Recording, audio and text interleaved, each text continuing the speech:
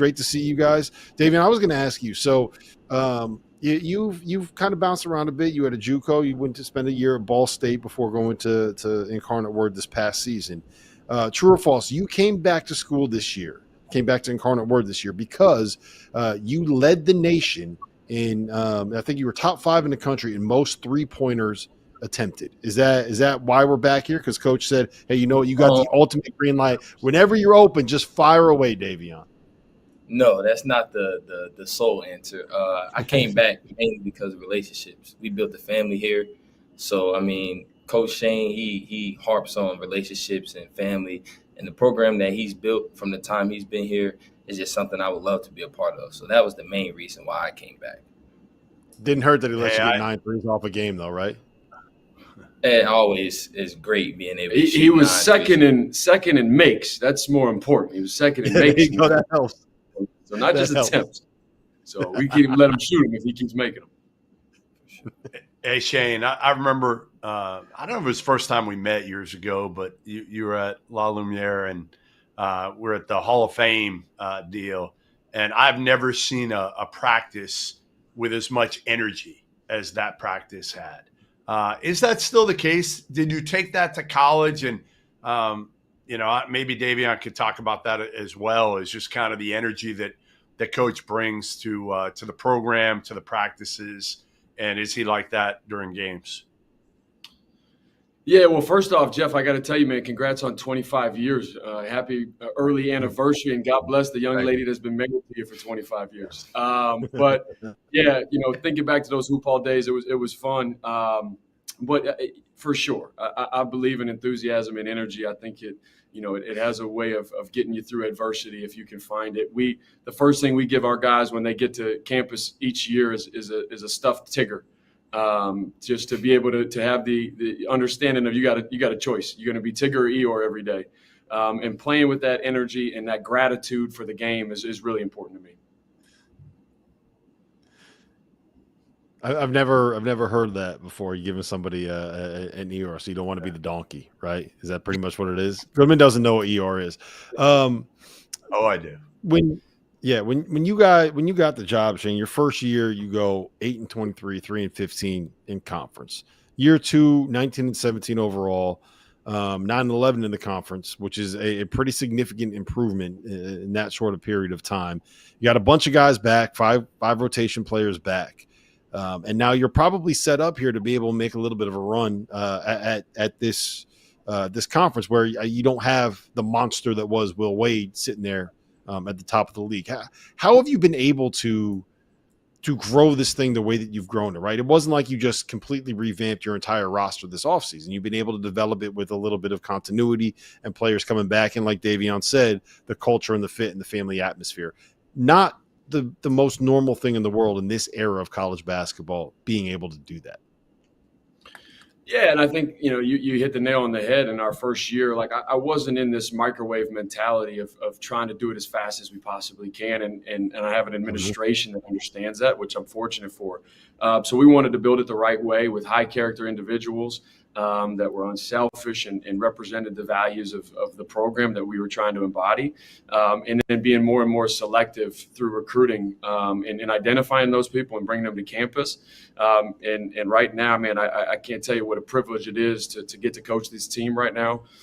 From a character perspective, it's awesome. And I really believe in that substance being able to help you win basketball games. And we've continued to pour into relationships in a transactional world where I think if you continue to make it relational, the benefit is there. And so that's been our focus. And again, man, just feel really, really privileged to get to coach this group.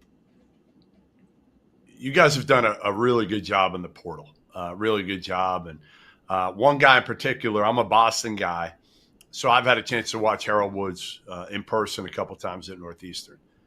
I can't believe you got him. Honestly, I can't believe you got him. And I'll hit Davion first on this is what's impressed you the most about Harold, who, again, was like, I thought he'd go high major, to be honest. I did going in the portal. The best thing that impressed me about Harold is his defensive intelligence. Like from the moment he's got in with open gyms, before we even started practicing, his intelligence on defense has made it way easier for our team to, fly around, be in great rotations, even when, you never want to be in rotation. But when those things happen, his intelligence and being able to be, a great defensive guy has made our defense a lot better over the course of this summer and, preparing for the season. Shane, how'd you get him? Relationships. They don't matter. Wait. Everybody's been telling me that relationships don't matter anymore. They do. They do. And he's from, going back to the La Lumiere days, he grew up in the region of Northwest Indiana. And so I've known he and his family, and played for Dave Maravella at Don Bosco Prep. And so there was a lot of connections and relationships where we got him down here, and it felt like a really good fit for him. But as Davion said, he's brought an intensity and a physicality and a mentality to our team that we needed. We had an open scrimmage against UTSA this weekend, and he was terrific in terms of imposing his will into the game, and we needed it. So expecting big things from him this season. Shane, they say the best thing about freshmen is that they become sophomores, and you have a pretty good rising sophomore on your roster this year in Jaden Williams. Getting him back, I'm sure, was a big thing for you, but what can you expect to see this year, maybe as he steps into a role that'll allow him to get a few more minutes than he got this past season? Yeah, I mean, the best thing, you think back to our season, and Jaden's best game he played was against Duke. And so he has that level of athleticism, that level of physicality, and he knows it. It's a matter of playing with a consistent motor, a consistent mentality.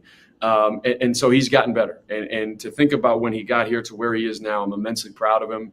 And yet his ceiling is still so incredibly high. But yeah, he's a guy that we're entrusting more for this season. Was a guy who was top 15 in the country in block percentage last year. And so he's going to make some major strides this year, and I think going to really help us, win games. All right, you guys want to have a little fun? You want to start, Davion? We'll start with you. Tell me what the Naptown Trot is. Something I get made fun of a lot about, not spreading the floor, having a coach that's from, around that area. He knows a lot about where I'm from, and, he makes fun of the fact of how I jog up and down the floor. So I've been getting a lot better at it, spreading the floor, trying to get to spots, but it's mostly just a little joke they have with me. You're just saving your energy. Just saving your energy. That's what you got to tell them. You're a little bit older now, so you got to save your energy a little bit. You need your legs to shoot, Davion. You can't go through all those sprints. You need your legs to be able to shoot. Coach, you want him to shoot, make the second most threes in the country again next year. You got to save those legs. This is it. If you guys didn't know, his thumbs are up. He's chilling. This is how he runs back. I like it. I've also been told you are basically like Floyd Mayweather these days from your off-season boxing. Yeah, we've been doing a lot of boxing. So, we did a lot of boxing this summer, and I take great pride in my boxing skills. Bud Crawford's my favorite boxer, so I've been, watching a lot of him and implementing that into our boxing routine that we do. I appreciate Coach for allowing us to do that this summer, because I really do think after basketball I can box. Okay, so can I get you in there with my co-host Rob Dauster? Can I get you in the ring with him, and could you knock him out within a minute? Like, I'd pay you money to do that. You'll pay me money to do that? I'll do it just for you. Absolutely. We gotta get Thanks, that done. Thanks, Davion. I appreciate it, man. Yeah, really makes me feel good. I'm trying to get you more shots, and you want to knock me out. Unbelievable. Coach, cut him. Cut him on the bench. He's not running back on D. Put him on the bench. All right, Hiram. All right. You're not safe either. You think you're safe. You are definitely not safe in this one, all right? Okay. All right. Have you gotten a little Dairy Queen pick-me-up? Well, those are essential in tough moments, and in good moments. But yeah, those, and I know the source on that too. But those are critical to get you through the season. All right. What about, have you ever been to Berlin in Peoria, Illinois? Wow, you dug deep on this one. You dug deep, and I want to shoot back on your source right now, but I'll withhold. But I'm going to name the source, and that's Alan Huss, and I was very fortunate to work with Alan Huss, who's having a heck of a career. And we had a lot of fun times, building that program from pretty much scratch to some significant relevance, and we got some good stories along the way. Can't expand on that one, I assume. Well, let's just say he needed to elevate his ankle and ice it after the evening. So you can ask him. All right. Next time we talk to him, we'll ask him. He said, make sure you ask about your first practice at La Lumiere. Yep, it was eye-opening to say the least. It was it was eye-opening to say the least, but we had a terrific group, and it was fun to coach those guys, and those days are still fresh in my mind, and had so much fun back at La Lu, and wishing those guys all the best this season. All right, you've effectively dodged the first three questions. I'm not going to let you dodge the last one of the four. Okay. Tell me about the halftime locker room speech against St. Louis Christian. Man, I'm really surprised that he dove in. When is Big East Media Day with Field 68? Have you guys gone yet? Next year, once McDermott retires, we'll get him. We'll get him once Mac retires. I got some must stories back at him, okay? I didn't appreciate their jerseys. I didn't appreciate where we were, and I went to kick a box, and my foot got stuck in the box. So I was trying to make this really bold stance and moment, and it turned into a heck of an embarrassing moment. But it did flip the locker room. We had a good laugh, and we came out with some better energy in the second half. Your foot got stuck in the box when you were trying to kick it? Yeah, it's not a good look. Not a good look. We need video. We need video of that one. All right. Look, I'm going to get this thing back on the rails, Shane. You talked a little bit about Harold Woods, right? But who else? Who else of these transfers has and you could talk about some of the freshmen too if you want. The Croatian kid you got coming in, but which one of these newcomers is going to maybe surprise some people? Who's impressed you over the summer and into the fall? Yeah, Taj Stavesky is a kid that's coming from Cleveland State. He was all league in the Horizon. He's a terrific guard who can really put it in the basket. Physical, tough. He's from Sandusky, Ohio, so he's got a real legitimate toughness about him that translates to the floor.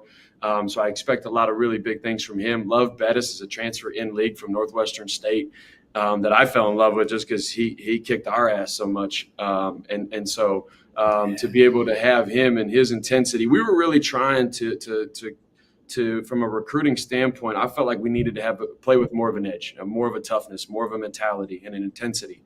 So that was highlighted in what we were recruiting and who we were recruiting. And I think those guys, you add Harold to that mix, and then you add, you have the returners of Davion, Marcus Glover, who when we started him, we were 13-6. And so you add these pieces together to the puzzle, and I really like the makeup of who we are and what we're coming. And then we have a junior college transfer, Esteban Mann, who has been sensational, absolutely sensational. He didn't get to play in the scrimmage yesterday because he's dealing with an ankle injury.